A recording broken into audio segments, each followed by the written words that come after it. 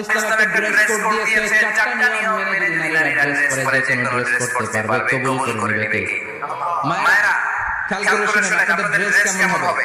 Number 1, আপনার পুরো দেহটা ঢাকা থাকতে হবে। যে ড্রেস পরবেন you should cover your whole body.